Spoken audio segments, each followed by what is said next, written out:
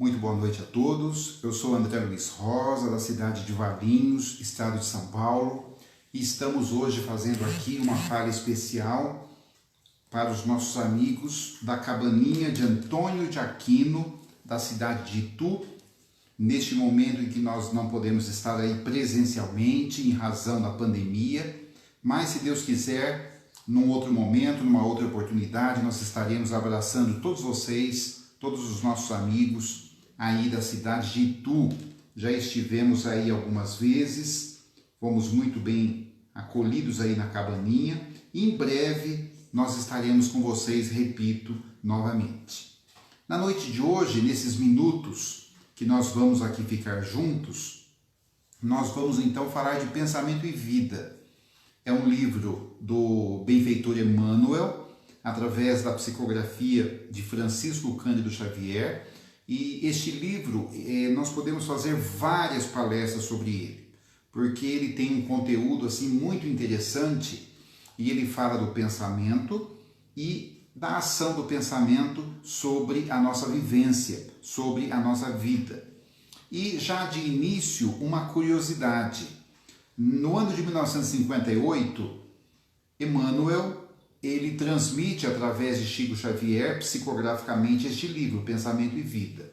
E logo no princípio do livro, no prefácio, Emmanuel conta que ele estava no plano espiritual quando perguntaram para ele se ele não teria alguns apontamentos, algumas questões que falassem sobre pensamento e vida do lado de lá e que também servisse para o lado de cá.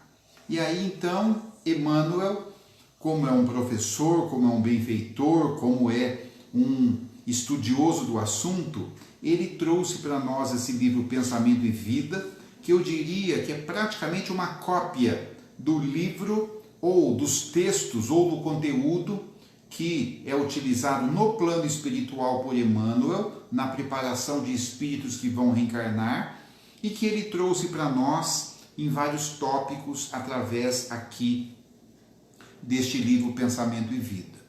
E aí então, meus amigos, ele diz o seguinte: são anotações humildes que repontam do cérebro, como flores que rebentam do solo, sem pertencerem no fundo ao jardim que as recolhe, por nascerem da bondade de Deus, que conjuga o sol e a gleba, a fonte e o ar, o adubo e o vento, para nelas instilar a cor e a forma, a beleza e o perfume.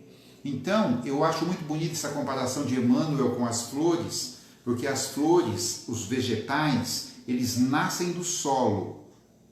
No entanto, eles não pertencem ao solo.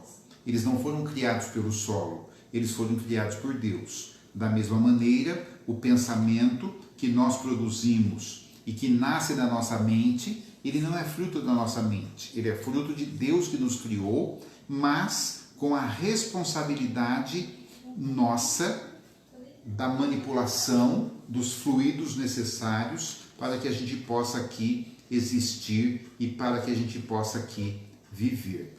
Então, olha que interessante, já no capítulo 1, evidentemente não vamos falar de todo o livro aqui, vamos falar de 1, 2 capítulos no máximo.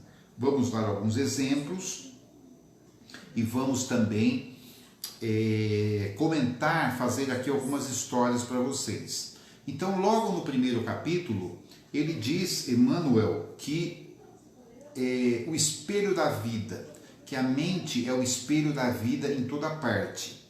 Ergue-se na terra para Deus, sob a égide do Cristo, a feição de diamante bruto, que arrancado do solo de forma brutal, não é? Avança com a orientação do lapidário para a magnificência da luz. O pensamento nos seres primitivos aparece sob o instinto.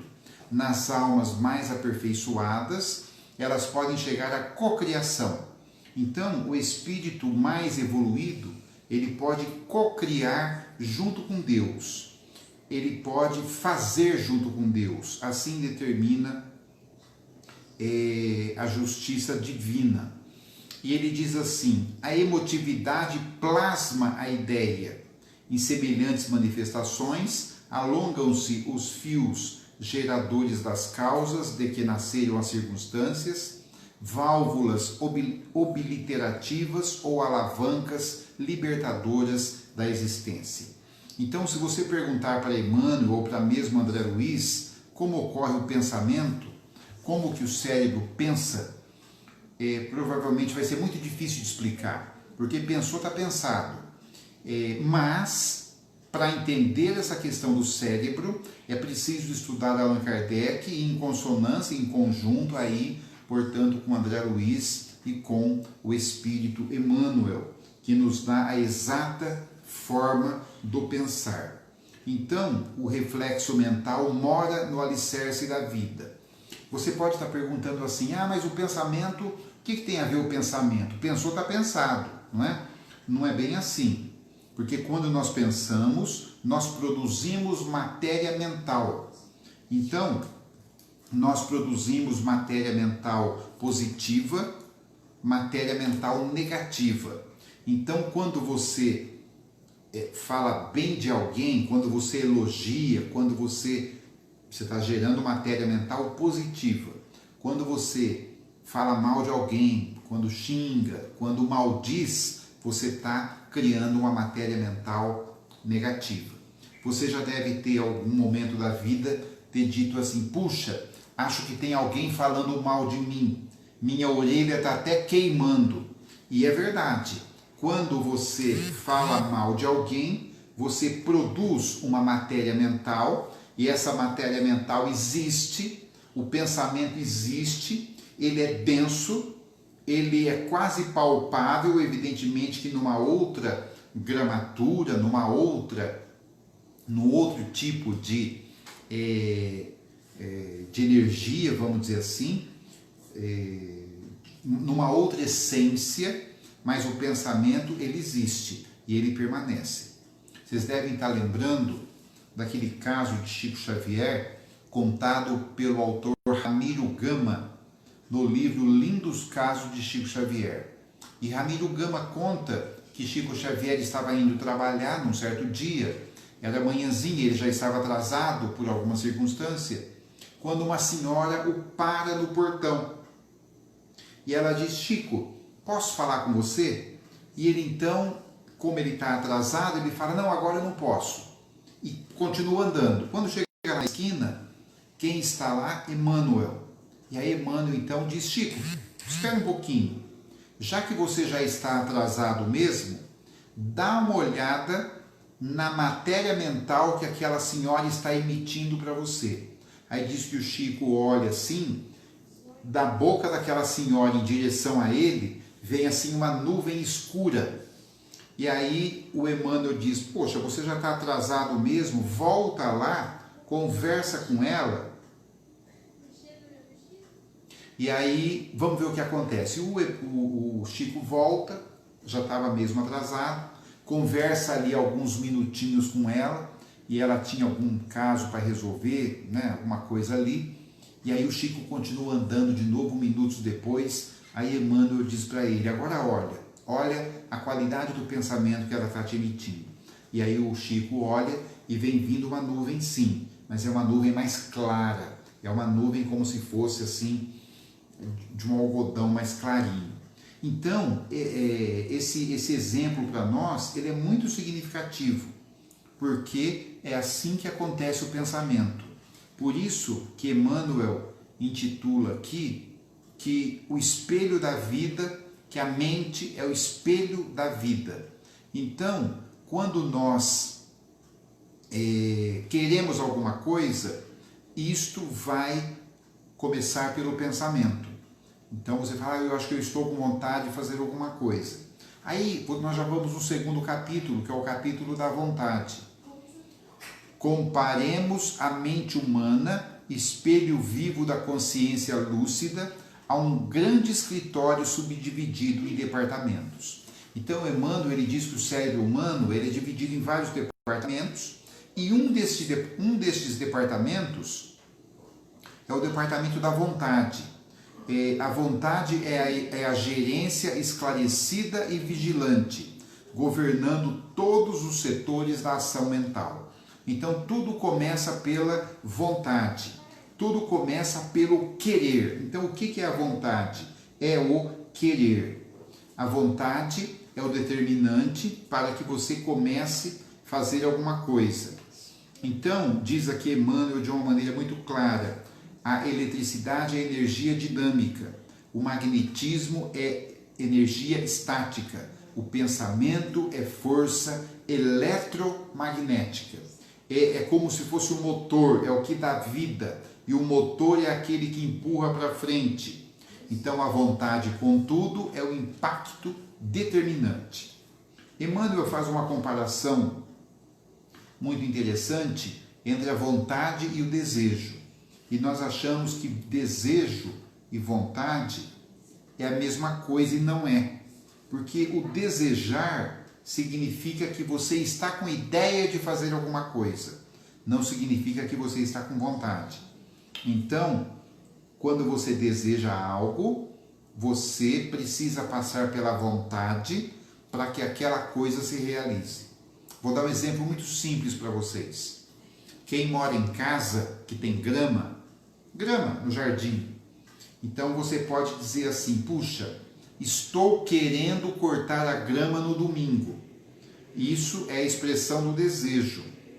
E aí então você quer cortar a grama no domingo, é um desejo. Não significa que você está com vontade de cortar a grama. Pode ser que chega domingo, você olha aquela grama, olha aquele sol batendo e você fala assim, puxa, estou precisando ou querendo cortar a grama, mas não estou com vontade. Quando você deixa de ter vontade, você deixa de acionar a alavanca, que é um dos departamentos do cérebro, e pela falta de vontade é que nós transpassamos os séculos todos e ficamos apenas no desejo. O desejo de fazer algo, o desejo de adquirir alguma coisa, o desejo de fazer um trabalho voluntário, o desejo de escrever um livro, o desejo de fazer um filme, o desejo de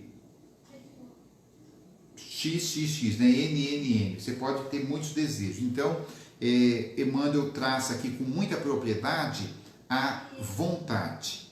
E aí, nós vamos aqui então, aproveitando esses nossos minutinhos aqui, pontuar mais um capítulo para vocês, que é o capítulo da associação. O que é a associação? A associação é o que Allan Kardec diz nos livros dele, André Luiz também, já citados aqui na noite de hoje.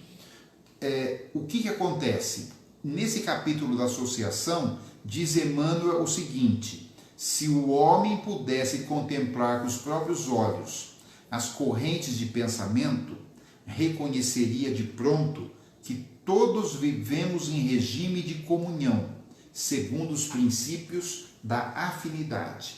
Então, o princípio da afinidade é o seguinte, nós vamos nos dar bem com aqueles que pensam igual a nós. Então, o espírito inferior, ele vai pensar igual àquele que também é inferior.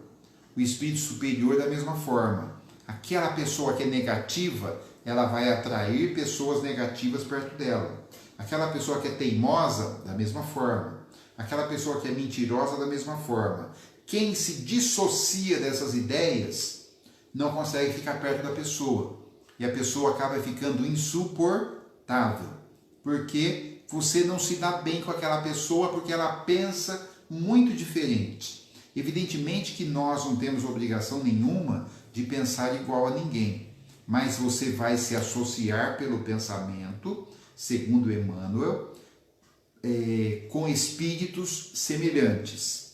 Então, diz aqui Emmanuel, a associação mora em todas as coisas, preside a todos os acontecimentos e comanda a existência de todos os seres.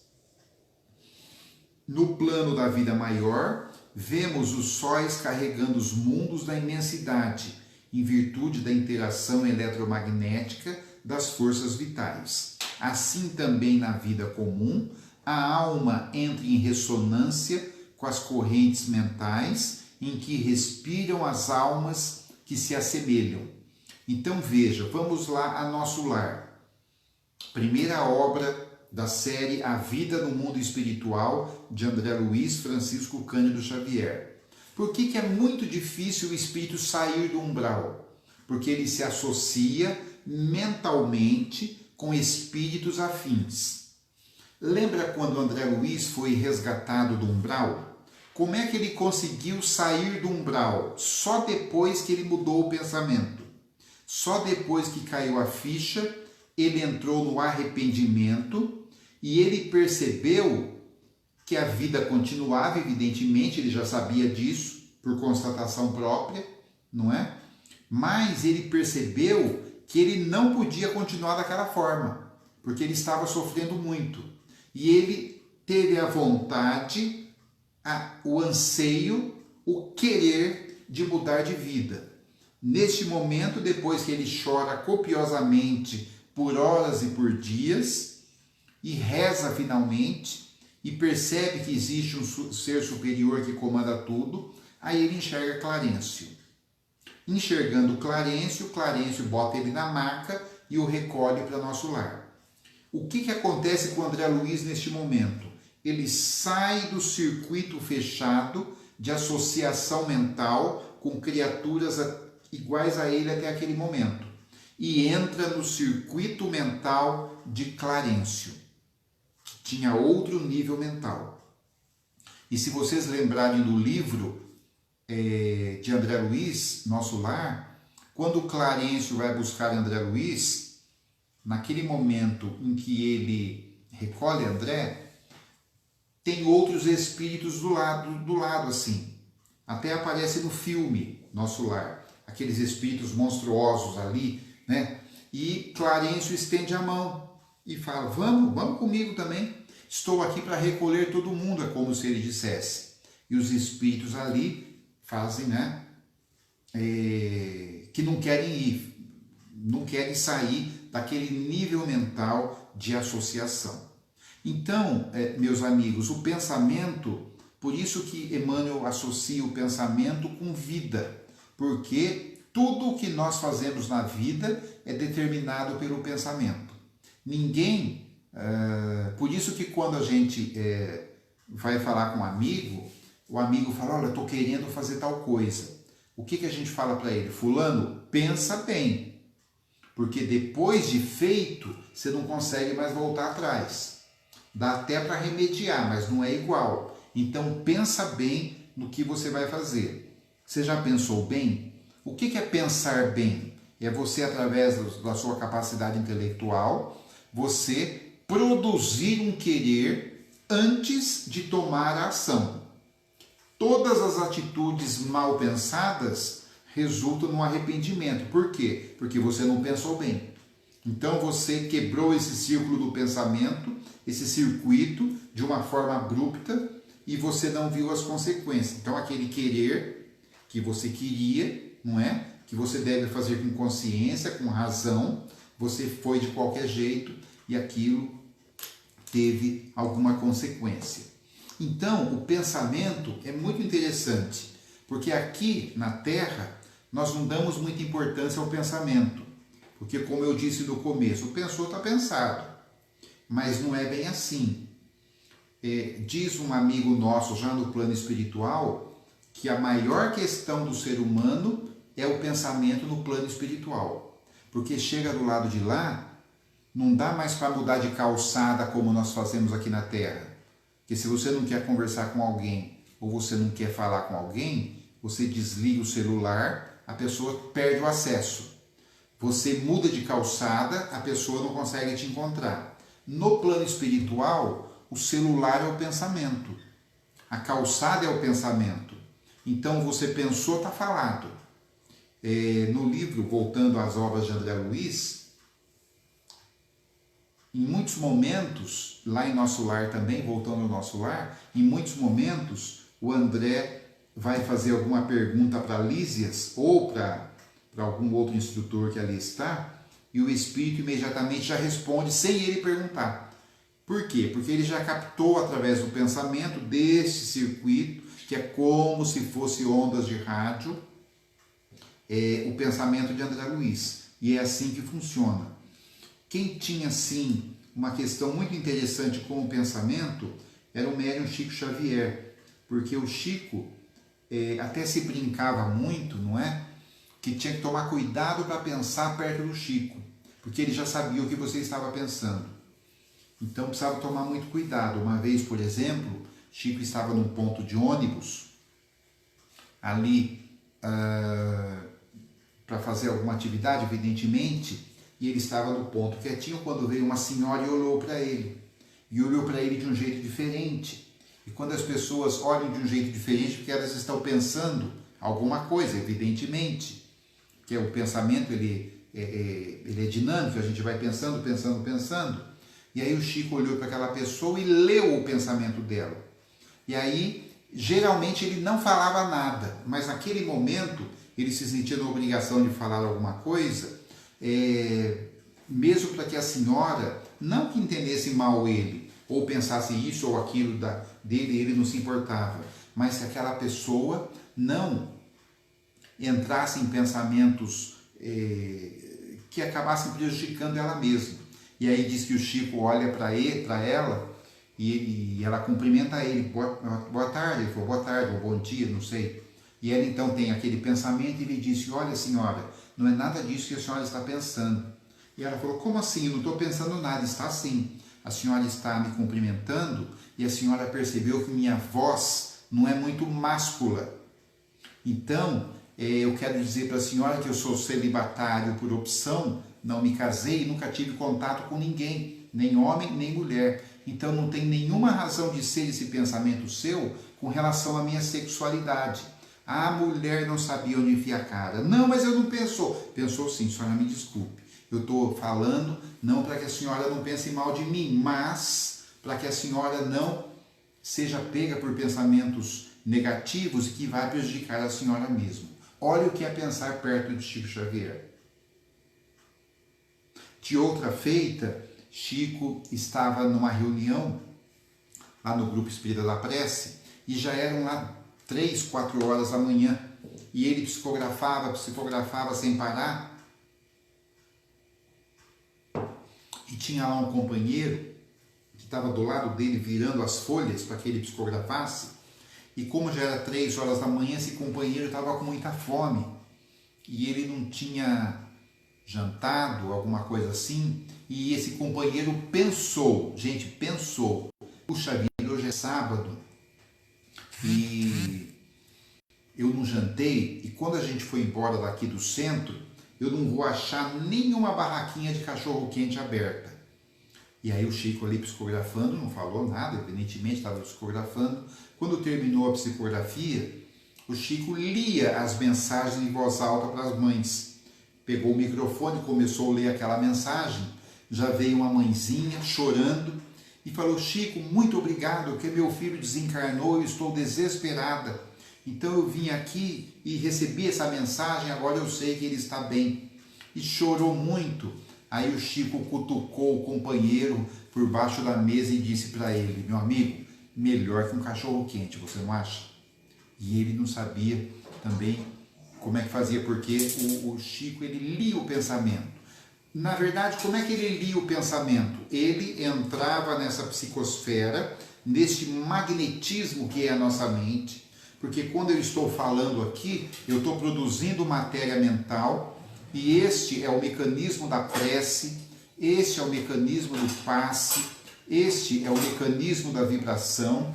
Então, quando você faz a prece, você emite pensamento. É por isso que a prece chega no plano espiritual. É por isso que a prece chega para Jesus. É por isso que a prece chega para Deus. É por isso que a prece chega para um ente querido que já partiu. E quando você fala, puxa, que saudade do meu pai. Se ele estivesse aqui, eu daria um abraço tão forte nele. É como se você te desse esse abraço mesmo, porque você está emitindo esta onda mental através do pensamento. E o pensamento existe porque ele é fluido, ele é energia viva, não é? e tudo na natureza é composta de energia viva, então você pode emitir esse pensamento, evidentemente.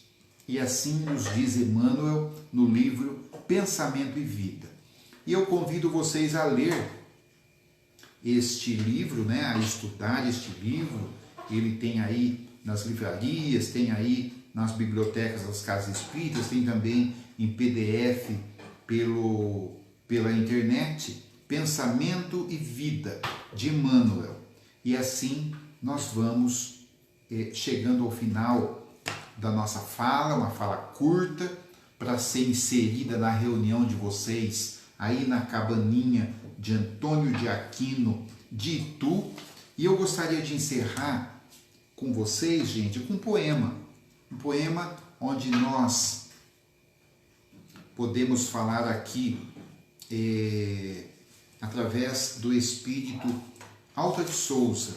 E nós vamos então fazer uma prece a Jesus, porque nós estamos em período muito difícil, não é?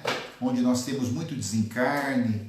Nós chegamos agora, neste final de semana, a 100 mil desencarnes em razão apenas do Covid-19, sem contar os outros desencarnes que já são corriqueiros na nossa vida física, através das doenças, dos acidentes, através da violência, dos assassinatos, não é? De espíritos que ainda não entenderam a razão de nós estarmos aqui. Então, vibrando, emitindo um pensamento, olha, estamos de novo falando em pensamento, que se transforma em vida, porque nós somos vida e a vida não cessa nunca. Nós podemos dizer o seguinte: prece a Jesus. Sê louvado, Senhor, pela bendita escola da verdade em que fé por sol se descortina, restaurando de novo a celeste doutrina em que o mundo se eleva e a vida se acrisola. Templo, celeiro, lar, aconchego, oficina, revelação, apoio, entendimento, esmola, tudo que ampara, educa, alivia ou consola. Em tudo aqui se exalta a presença divina. Enquanto o mundo chora, anseia, luta e avança, faze da nossa casa um pouco de esperança na construção do bem, a luz que te descerra. Aspiramos contigo a ser, dia por dia, uma forja de paz que trabalha e confia, uma fonte de amor na aspereza da terra. Este soneto, Alta de Souza, Francisco Cândido Xavier.